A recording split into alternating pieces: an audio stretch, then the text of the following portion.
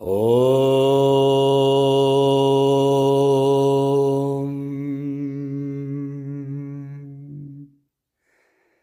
Brahmanandam Paramasukadam Kevalam Jnanamurtim Dvandvatitam Gangana Sadrisham Tattvamasyadilaksham Ekam Nityam Vimalam Achalam Sarvadi Sakshibhutam Bhavatitam Trigunarahitam Sadgurum Tam Namami.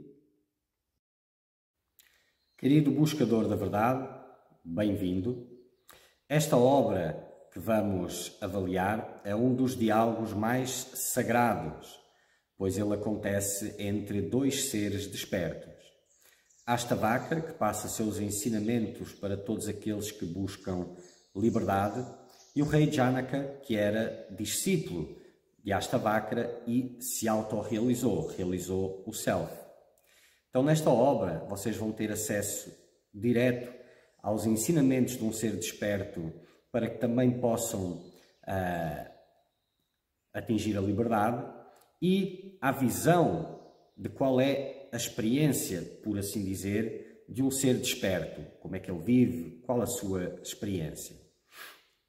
Então, encham o vosso coração com devoção, com reverência, pois essa é a melhor forma destes ensinamentos brotarem dentro de vós. Que todos vocês possam encontrar liberdade.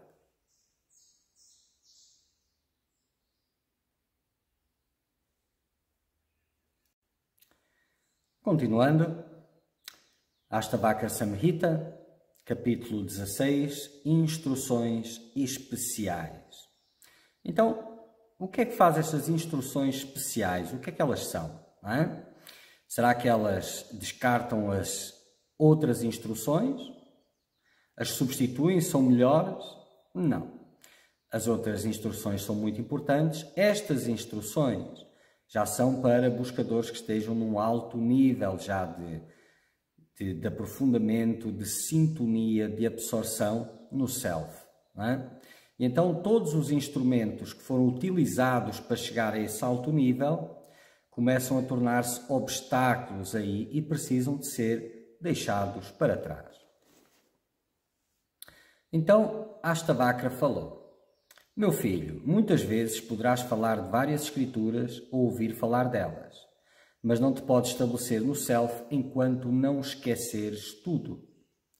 Então, todas as escrituras e os preceitos preparam, falam sobre a realidade última, mas não são a realidade última. Não é?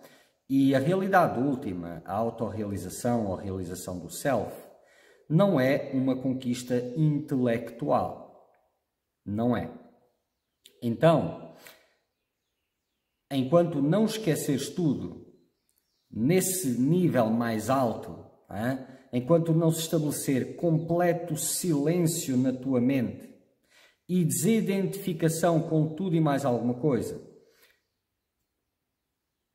não haverá a realização do Self. Muitas vezes até vem antes disto, não é? Mas aqui estamos seguindo passo a passo. Ó sábio, podes desfrutar ou trabalhar ou praticar concentração mental, mas a tua mente sempre ansiará pela tua real natureza, que está além de todos os objetos e que na qual todos os desejos são extintos. Independentemente do que estiveres a fazer, a tua mente sempre ansiará pela realidade última. Então, desfrutar, trabalhar ou praticar concentração mental. Não é? Ou seja, eu vou-me concentrar aqui na parte da concentração mental, na prática da meditação, não é? Quando estas práticas são feitas com a polarização da mente e a crença firme de que aquilo traz o despertar, que traz a liberdade. mas na realidade não traz. A prática da concentração, traz a purificação da mente, e a purificação da mente é que permite a realização do self. Então, são diferentes, porque muitas vezes muitos buscadores se polarizam na sua meditação, tentando chegar a algum lugar, romper com alguma barreira invisível. Mas não é assim que funciona. A prática da meditação, da concentração mental e da meditação tem a ver com a purificação da mente. O reduzir das forças da ilusão sobre si mesmo, o parar com os investimentos mundanos, com a atenção indo para eles, e a purificação da mente. E isso sim, é a purificação da mente que permite a realização do self ou a autorrealização. Então, quando se medita ou se pratica concentração mental, não, aquilo é para manter o silêncio, para purificar a mente. E o que purifica a mente é o silêncio. E depois, obviamente, a devoção, etc. Porque até a devoção, para ser verdadeira devoção, precisa de purificação mental. Caso contrário, é tudo movido por algum tipo de lucro imaginado. E isso já é impureza.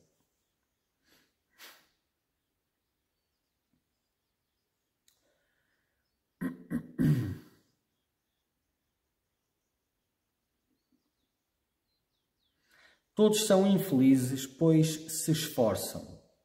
Mas ninguém sabe disto. O abençoado alcança a emancipação através desta instrução apenas. Mais uma vez, são instruções especiais, não são para iniciantes, são para aqueles que já se estabeleceram num alto grau de silêncio e de quietude. Não é para aqueles que estudam Vedanta e têm uma vida comum. Todos são infelizes, pois se esforçam. Chega a um determinado nível de quietude em que o esforço perturba a quietude. Antes não havia quietude sem esforço. Sem esforço para desapegar, sem esforço para meditar, para concentrar, para purificar a mente. Depois de tudo isso, todo esse esforço já se torna um fator que perturba a quietude. E o ato de se esforçar ainda é uma afirmação da dualidade. Mais uma vez, no início, meio e quase fim, não tem outra forma sem ser com esforço. Depois todas essas coisas se tornam naturais, já não precisam de esforço, e depois desnecessárias. Isso significa aqui que a vida mundana já acabou faz muito tempo, muito, mas muito tempo. A felicidade pertence àquele mestre, àquele mestre preguiçoso, não encontrei um termo melhor,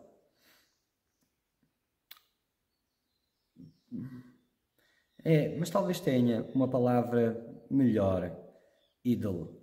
Mestre preguiçoso, ou aquele mestre que está ocioso, uma palavra melhor, não é? Para quem mesmo o fechar e o abrir das pálpebras é uma aflição, e para mais ninguém. Então, a felicidade pertence àquele mestre ocioso. Quem é o mestre ocioso que fala aqui? A quem pertence a felicidade? O desperto, obviamente, não é? Para quem mesmo fechar e o abrir das pálpebras é uma aflição, e para mais ninguém. Ou fala do mestre e refere também àquele que já se estabelece de vez em quando no self, já tem absorção recorrente, não é? Que já está num alto grau de silêncio, de quietude, uma vibração bem mais alta. E nessa vibração, até o abrir e fechar do olho é uma perturbação. Então, para esse, a felicidade lhe pertence, significa que ou já alcançou ou está bem perto. E é uma questão de tempo apenas. Quando a mente está livre de tais pares de opostos, tais como isto tem que ser feito e isto não pode ser feito, se torna indiferente ao mérito religioso, prosperidade mundana, prazer sensual e libertação. Normalmente, quando a mente está livre, completamente livre de tais pares de opostos, não é? Já houve o despertar. Mas naquele nível, já perto do despertar, ter a visão desta sabedoria, ou seja, de como é para um ser desperto, ajuda a se posicionar melhor, não é? Em que isto tem que ser feito e isto não tem que ser feito. Se torna indiferente, o cultivo da indiferença em relação a todas essas coisas. Porque indiferença é para onde aponta. Então, mesmo o isto tem que ser feito versus o que não tem que ser feito, faz parte do caminho do buscador da verdade durante muito tempo, quase até ao final, não é? Tudo isso é para o cultivo da indiferença, o desapego, a renúncia completa, o não apego, indiferença. Esse é o destino, não é? E aqui é interessante, aqui a ordem com que está, talvez esteja ao acaso, eu vou colocar uma ordem melhor aqui, porque aqui se diz, se torna indiferente ao mérito religioso, à prosperidade mundana, ao prazer sensorial e à libertação. E a sua ordem melhor seria prazer sensual, prosperidade mundana, mérito religioso, libertação. Nesta ordem. Não é? Porque senão o que acontece é os buscadores mais ingênuos se concentram no aspecto espiritual apenas e dizem, então vou ser indiferente ao mérito religioso e à libertação. E ficam com o prazer sensual e a prosperidade mundana. Normalmente é o que acontece. Então, a ordem prazer sensual, prosperidade mundana, a ordem de indiferença que se deve cultivar, primeiro ao prazer sensual, ou simultaneamente com a prosperidade mundana. Para isto precisa de bastante mérito religioso e uma sede muito forte por libertação. E só depois disso, então, a indiferença ao mérito religioso e, por fim, por último, à libertação. Mas não tem como ter indiferença perante a libertação. Tem como transformar em serenidade a sede por libertação, que ainda é um movimento meio que rajásico, não é? Torná-lo estável, firme, mas acabar com ele não tem como. Não tem como ser indiferente a isso. Está além das capacidades. Apenas aquele realmente, né? Tanto que diz aqui, se torna indiferente a estas coisas quando a mente está livre de tais pares de opostos. Quando ela está livre dos pares de opostos, significa se estabeleceu na unicidade. Já houve a realização do Self. Aquele que abomina os objetos sensoriais se torna desapegado. E aquele que os cobiça se torna apegado a eles. Mas aquele que nem os aceita, nem os rejeita, nem se apega, nem se desapega, este é o ser desperto. Não é? Os outros, aqueles que não despertaram ainda, só têm duas categorias. Não é? Ou abominam os objetos sensoriais, que leva ao consequente desapego, ou os cobiçam se mantendo apegados a eles. E o ser desperto transcendeu ambos os pares opostos, todos os pares opostos, todos eles. Então, para um buscador da verdade, ele deve abominar os objetos sensoriais para se desapegar.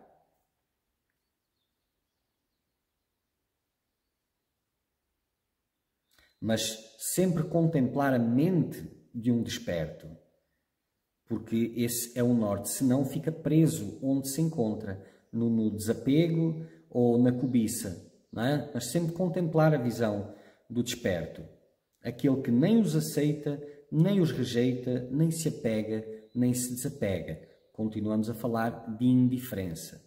No caso aqui do desperto já nem é uma indiferença, porque eles simplesmente não existem. Não é? Enquanto o desejo continua, que é a raiz do estado de indiscriminação, haverá certamente o senso de apego e aversão, que é o galho e broto da árvore do Sansara. Então, como já referimos atrás, enquanto houver desejo, há escravidão. Quando não houver mais desejo, há liberdade. Então aqui uma outra forma de colocar, e até mostrando até um pouco porquê, não é? Enquanto o desejo continua, que é a raiz do estado de indiscriminação, que é um estado de confusão entre o que é real e o que não é real, por oposição à discriminação, em que se separa claramente o que é real do que é ilusório. Não é?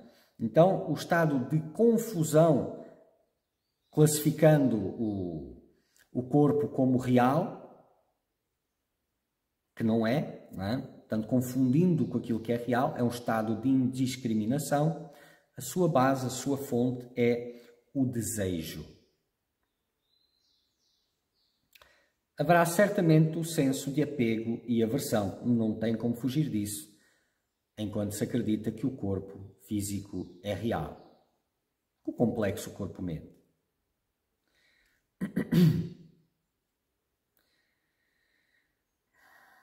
Que é o galho broto do Sansara, ou seja, que é esse apego e aversão que leva, que mantém, que dá continuidade a novos renascimentos, para voltar para voltar, como se houvesse uma saída, não é? Mas só parece, é um outro episódio da mesma coisa. Mas para continuar a experimentar os seus apegos e as suas cobiças e as suas aversões.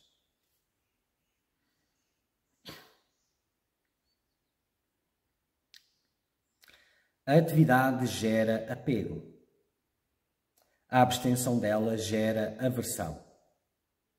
O homem de sabedoria é livre dos pares de opostos, tal como uma criança, e realmente ele vive como uma criança. O homem de sabedoria é o desperto, é aquele que realizou o self. Não é? Então, aqui o que é que se pode tirar? Além do óbvio, a atividade gera apego e a abstenção dela gera aversão, não é? Então, o que é que se faz? Faz-se atividade ou não se faz atividade? Primeiro, fazer a atividade correta, a mais adequada e prescrita pelas Escrituras, pelo Guru, pois é essa que conduz à liberdade. E depois, à medida que és exposto à atividade que é apontada pelas Escrituras e pelo Guru como as mais adequadas para a tua liberdade, as Escrituras na ausência do Guru, e quando o Guru vem, é ele que dá a instrução, e no processo de gerar a instrução é melhor. Durante a execução da atividade prescrita pelo Guru, é preciso ter cuidado para não desenvolver nem uma coisa nem a outra, pois ele irá prescrever coisas que poderás te sentir atraído e, com certeza, especialmente, coisas que não vais gostar mesmo. Então, trabalhar a liberdade destes pares de opostos para que a tua mente não se choque, não se agite nem por uma nem pela outra, é o caminho.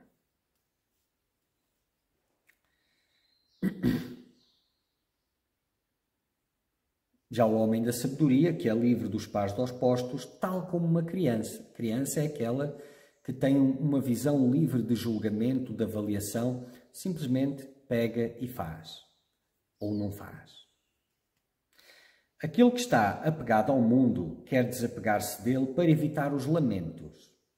Mas aquele sem apego é livre de lamentação e não se sente miserável mesmo no mundo.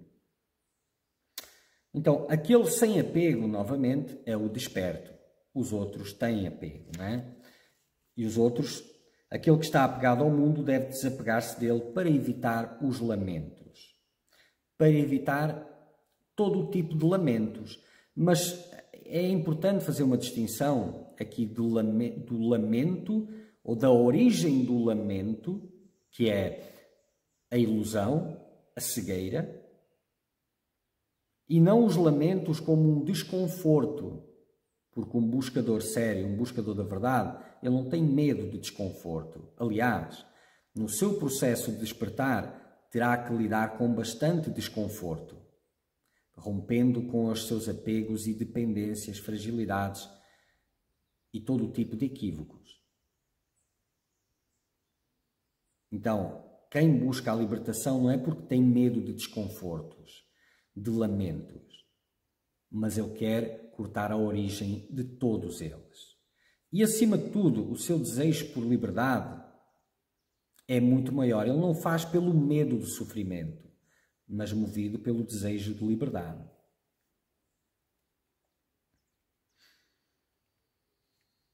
Aquele que tem um sentimento egoísta, mesmo que em relação à libertação, e considera mesmo que o corpo como seu, nem é Gyani, nem é Yogi. Ele apenas experimenta miséria. Não é? Então, aquele que tem um sentimento egoísta, mesmo que em relação à libertação, ou seja, mesmo que apenas em relação à libertação, um desejo egoísta é aquele desejo de liberdade, pois vai trazer algum tipo de melhoria para mim que eu possa utilizar. Não é um caminho em que eu me vou perdendo e entregando cada vez mais. É um caminho em que eu estou fazendo investimentos para os quais eu espero uma recompensa grandiosa. Isso é egoísmo, é ganância, não é? Então, aquele que tem um sentimento egoísta, mesmo que em relação à libertação, e considera o corpo como seu, nem que seja apenas o corpo como seu, nem é Gyani, nem é Yogi. É um buscador. Não chegou de jeito nenhum ao final da jornada. Não é? Ele apenas experimenta miséria. Deixa mesmo que Hara, Hari, ou o nascido do Lótus, o Brahma, ser o teu instrutor. Mas a não ser que esqueças tudo, não poderás te estabelecer no Self. Mesmo raras expressões do Absoluto, as expressões mais puras do Absoluto, ainda fazem parte da tua ilusão. É óbvio, seria uma bênção, é a maior bênção poder receber instrução direta de qualquer destes seres. E isso é para muito poucos. E até para esses, que durante um tempo têm esse tipo de instrução, chega a um ponto que essas deidades, essas consciências se afastam e o deixam lá para que ele possa ir além, para transcender o apego à forma. Mas o apego à forma é muito importante nessa fase. Eu vou dar a analogia que veio agora, que é muito boa para isso. Alguém que se está a afogar na água, lhe é jogado uma boia. E se agarra à boia, não é? Mas para passar para o barco, vai ter que largar aquela boia. Se não tivesse segurado a boia, teria-se afogado. Se a sua vida é preciosa, aquela boia é mais preciosa ainda, porque ela preservou a vida. Não é? O barco torna-se mais precioso ainda. E a terra firme. O auge da preciosidade. Da mesma forma, as deidades, os mestres, o guru, finalmente, e depois a autorrealização. Então, para passar de uns para os outros, não é? Tem que se deixar alguns para trás. Mas, normalmente, o guru, quer apareça num corpo físico, quer apareça como uma deidade, ou pode ser ainda mais confuso do que isso, normalmente o guru, o verdadeiro guru e não a forma, é o destino final, é o céu.